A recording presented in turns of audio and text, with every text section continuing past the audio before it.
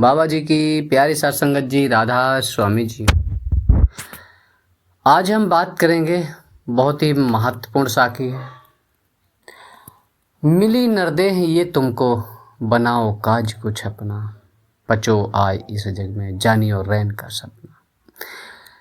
मिली नरदेह ये तुमको, ये जीवन शरीर जो मिला है, इंसानी जामा मिला है, ये किस लिए मिला है?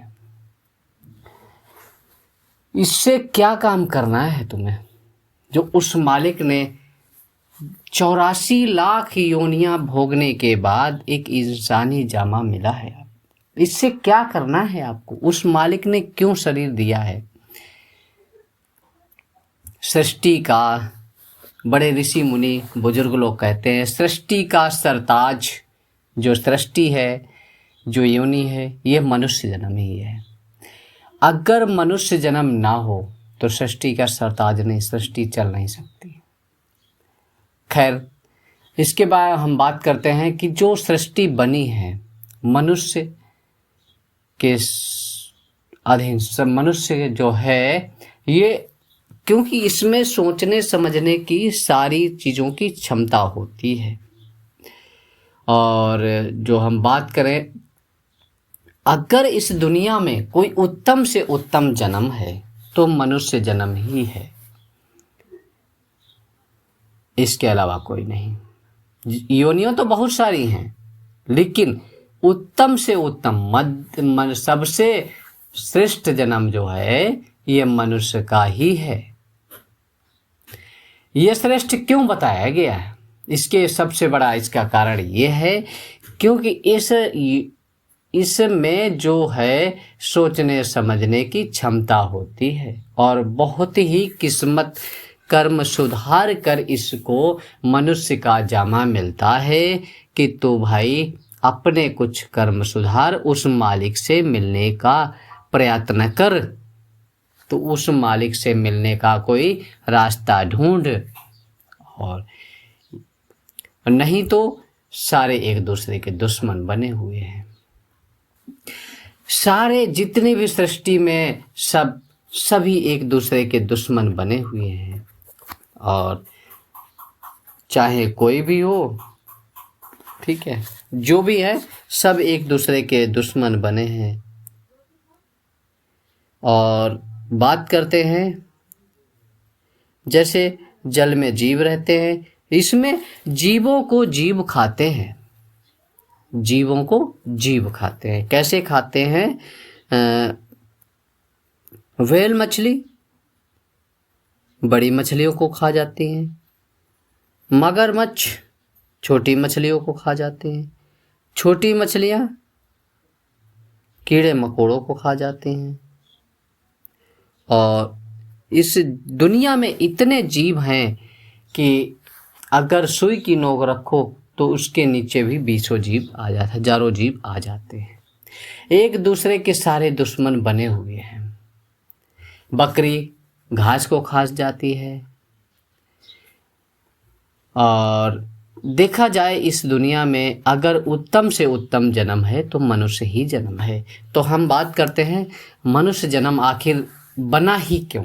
इसके पीछे बहुत ही रहस्यमय कहानी ये है कि जो है ये परमात्मा ने इस शरीर को इसलिए बनाया है, मनुष्य का शरीर इसलिए, मनुष्य योनि इसलिए बनाई है क्योंकि वो चाहता है कि जो रूह मेरे से आप बिछुड़ गई है, जो रूह मृत्यु लोक में यहाँ है, 84 लाख योनियों में भोग रही है, कष्ट भोग रही है, अगर उसको मिलने का कोई रास्ता है तो मनुष्य का जन्म ही है।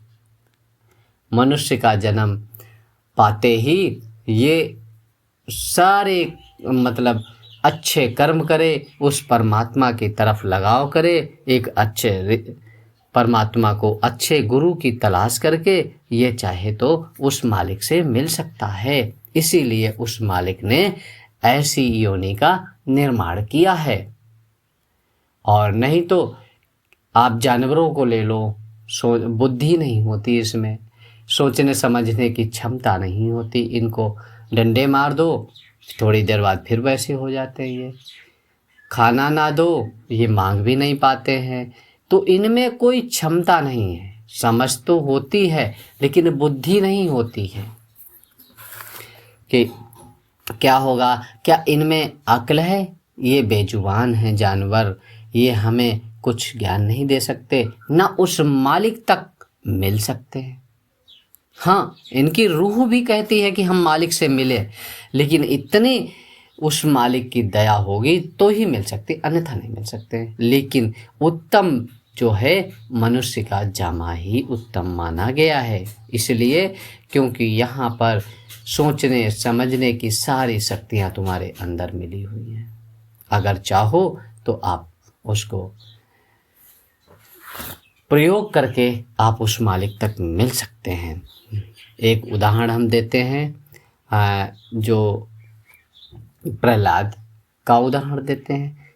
6 वर्ष की अवस्था में ही इसने क्या नाम भगवान को प्राप्त कर लिया, उस मालिक से मिल चुका है। ध्रुव की बात करते हैं, ध्रुव भी 6 वर्ष की उम्र में घर छोड़ के चला गया, जंगल में चला गया, तपस्या करने लगा।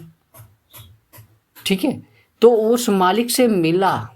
इसमें इतनी क्षमता है, सोच समझ सकता है, और वो मालिक आपको जरूर मिलेगा। अगर आप उसकी तरफ थोड़ा झुकाव करेंगे तो जरूर ही मिलेगा, चाहे जितना हो, कुछ भी हो। अगर आप सोच लेते हैं तो एक बढ़िया सिद्ध पुरुष आपको मिल जाएगा जो परमात्मा से मिल चुका है। वो आपको रास्ता बता देगा, उस रास्ते पे चलो। आपको जैसे जैसे वो बताता रहे वैसे वैसे आप काम करते रहे। आपको हिदायत कौन दे सकता है? उस मालिक से मिलने के लिए कौन हिदायत देता है? मनुष्य जन्म मिल गया, अच्छी बात है, लेकिन मनुष्य जन्म मिलने के बाद भी बहुत सारे लोग उस मालिक से नहीं मिल पाते हैं। सबसे बड़ा कारण ये है कि परमात्मा जिस पर मोहर लगा देता है, ये रूह हमारी है, उसको उसी तरीके से सिस्टम डेवलप उसका होने लगता है, और वो कहीं न कहीं सत्संग से, कहीं न कहीं संत महात्मा से अटैच हो जाता है। और जब वो अटैच हो जाएगा तब रूहानियत जो है उस महात्मा की और उसकी कनेक्ट होने शुरू हो जाएगी। महात्मा जैसे जैसे बताएंगे धीरे धीरे साधना में बैठता रहेगा, और उसका धीरे धीरे जो मन है एकाग्र होने लगेगा। जब मन एकाग्र होने लगेगा तो फिर अब तो एक समय वो आएगा जब खुद उस मालिक आएगा और उससे मिलेगा। जब वो मालिक मिलेगा तब फिर तो कुछ ज़रूरत ही नहीं रह गई। जब वो खुद कायनात का कायनात का मालिक ही मिल जाएगा, फिर उसके ऊपर बाकी क्या रह गया? तो ये इसका इंसानी जामा उस दिन धन्य हो जाता है। उस दिन समझ आती है इसको कि इंसानी जामा क्यों मुझे मिला था। बाकी दुनिया में बहुत सारी योनियां हैं, बहुत सारे आपने देखे होंगे नशा दारू वगैरह, जो सब गुटखा मतलब जो भी सेवन करते हैं, उसके बाद उस मालिक को याद भी नहीं करते। कुत्ते की जिंदगी जी रहे हैं जो उस मालिक से नहीं मिलते हैं। कैसे? क्योंकि उनको ये नहीं पता कि हमारा कभी हिसाब लिया जाएगा। हिसाब तो उसका भी लिया जाता है। एक हवा चल जाए, आपके खेत में गेहूं लगा हुआ है, अगर उड़कर दूसरे खेत में चला जाए तो उसका भी हिसाब लेना देना पड़ेगा। ऐसा ही नहीं है कि हिसाब नहीं होगा। एक एक पाई पाई, एक एक कर्म का हिसाब जब तक बराबर नहीं होगा तब तक उस मालिक से आप नहीं मिल सकते हैं। और उस हिसाब किताब बराबर करने के लिए वो मालिक किसी न किसी संत महात्मा से आपका मिलाप करा देगा। सत्संग में जाओगे, भजन सुमिरन करोगे, धीरे धीरे पाप आपके सब कटते जाएंगे और उस मालिक से एक दिन आप मिल जाओगे। जब रूह समुद्र में मिलकर, बूंद समुद्र में मिलकर समुद्र हो जाएगी, ज्योति ज्योत में मिल गई, फिर अब बाकी क्या रह गया? फिर तो कुछ बाकी नहीं रह गया। ये सब समझने की बातें हैं। जिसने इसको समझ लिया वो उस मालिक तक पहुंच गया।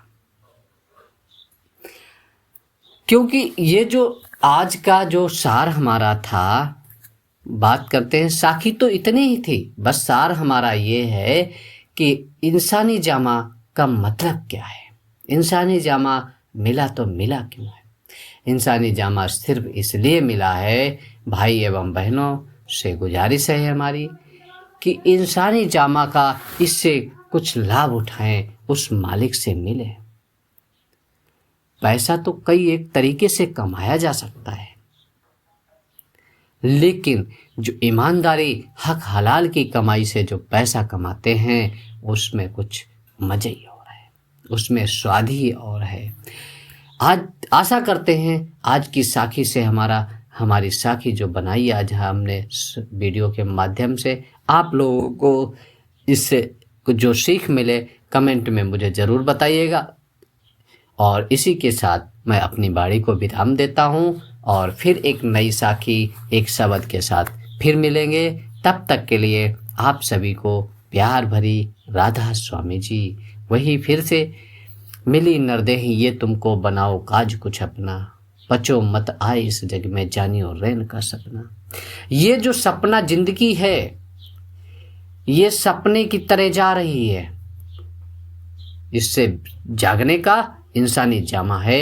अगर जाग जाओगे तो आपका जीवन धन्य हो जाएगा, उस मालिक से मिल जाओगे, जीवन धन्य हो गया। नहीं तो जैसे हो वैसे ही रहो।